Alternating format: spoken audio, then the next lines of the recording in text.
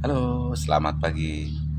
Ini adalah bungaku, namanya monster, asal kata daripada monster, yang bahasa Indonesia sering disebut dengan janda bolong karena eh, daun-daunnya berbolong-bolong seperti itu. Nah, monstera ini itu sangat viral sekarang.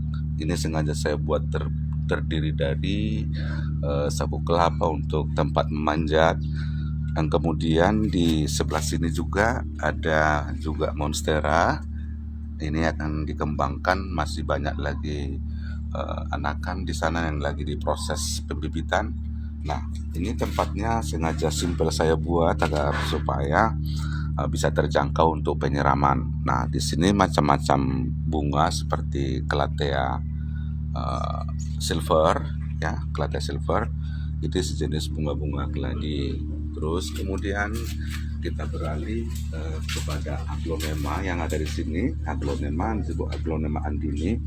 Nah, ini sekarang ini sangat mahal.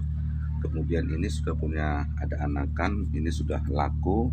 Ini ada sekitar 150.000 nih, sudah ada beli, tinggal memisahnya aja. Kemudian ini yang disebut dengan aglonema red king. Nah, ini sangat cantik sekali. Kalau misalnya bunganya ini nanti atau daunnya ini semakin banyak, ini akan juga akan semakin mahal. Ya, masih kita lihat lagi berbagai macam jenis-jenis bunga yang ada di sini. Inilah hasil karya selama lockdown, selama pandemi yang ada di rumah. Nah, kemudian ini juga sengaja saya rancang dari besi. Ini sangat kokoh sekali. Kemudian ini ada merupakan bunga-bunga bentuk jenis geladi yang sangat banyak, seperti halnya seperti bunga geladi ya, geladi apa namanya saya lupa, wayang. Nah, seperti kita lihat, nah ini seperti wayang dia. Lihat jari-jarinya di daunnya sangat indah sekali, ya. Ini sangat membutuhkan satu refreshing yang sangat bagus ketika kita stres, kita memandang bunga ini, ya, ya kembali kita fresh. Kemudian bunga-bunga sejenis ini banyak ini seperti ditanam di sekeliling rumah sakit atau di dalam lokasi rumah sakit. Untuk melihat bunga-bunga ini, mungkin pasien akan terasa sehat ketika memandang bunga seperti ini. Nah, ini lagi seperti bunga apa namanya, apa saya lupa, anthurium ya. Anthurium ini banyak digemari, dulu disebut dengan gelombang cinta ya, seperti yang bergelombang-gelombang gitu loh. Nah, kalau kita lihat juga ini macam-macam aglonema yang sangat banyak.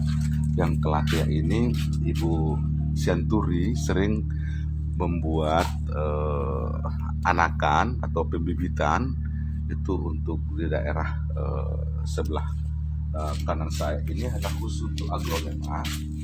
Dan ini juga kita ambil atau kita beli dari penjual yang sengaja diambil dari hutan belantara. Ini kita kembangkan juga agar supaya tetap menghiasi beberapa bunga-bunga, macam bunga yang ada di sini. Nah, terus kemudian ini adalah salah satu contoh anggrek hutan. Yang biasanya anggrek hutan ini kita tempel di satu batang pohon. Ini batang pohonnya dulu ini kelengkeng, tapi karena nggak berbuah ini sengaja saya potong.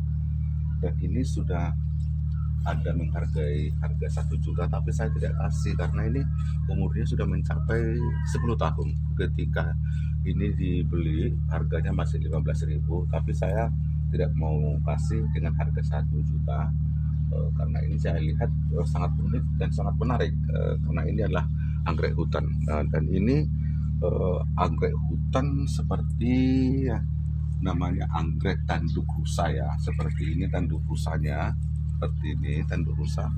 Nah, lihat itu daun yang ada di atas ini seperti piring, karena kalau hujan datang atau disiram, airnya akan tertampung dan sedikit-sedikit untuk membasahi daun yang ada di bawah sehingga dia kelihatan segar.